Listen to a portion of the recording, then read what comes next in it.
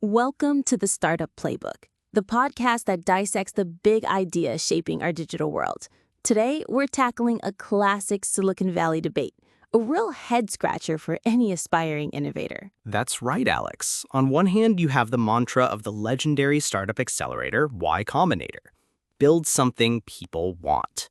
A clear, practical, and user-driven approach. But then you have the ghost of Steve Jobs, the visionary behind Apple, who famously said, "People don't know what they want until you show it to them." Two powerhouse philosophies, seemingly in direct opposition. So the big question is, who should you listen to? Let's start with Y Combinator. Their motto is the foundation of the lean startup methodology.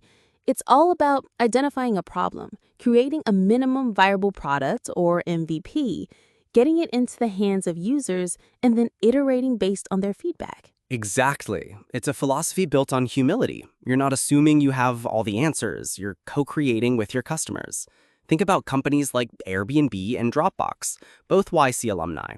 They started by solving a very specific existing problem for a small group of people. Airbnb's founders weren't trying to invent a new form of travel. They just needed to pay their rent.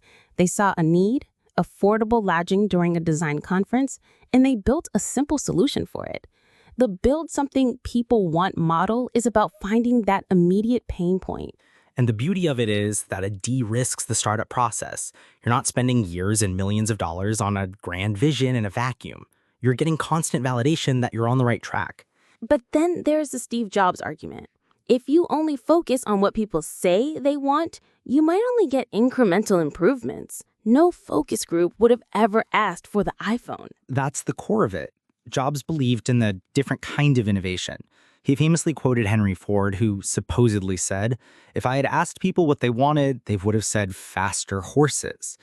Jobs wasn't solving a problem people were actively complaining about. He was anticipating a desire they couldn't yet articulate. The iPhone is the ultimate example. People had mobile phones. They had MP3 players. They had cameras. They didn't know they wanted a single device that did all of those things, beautifully integrated, with a revolutionary touch interface. Jobs' genius was in creating a new category of product altogether.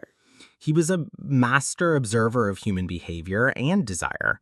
He understood that true innovation isn't just about giving people what they ask for, but about showing them what's possible. It's about creating a new reality they didn't know they could have. So, how do we square the circle? Are these two ideas fundamentally incompatible? I don't think they have to be. Perhaps it's about the type of innovation you're pursuing. Y Combinator's advice is brilliant for creating a sustainable business by solving immediate needs. Jobs' philosophy is for the moonshots, the category-defining products that change the world. I think there's a middle ground too. Maybe the lesson from Jobs isn't to ignore people, but to observe them more deeply than they observe themselves. He was a meticulous student of design and user experience. He understood the latent needs, the unspoken frustrations. That's a great point. You can still build something people want, but your understanding of want might be more profound than what a survey can tell you. It's about identifying the underlying problem, not just the symptom they complain about.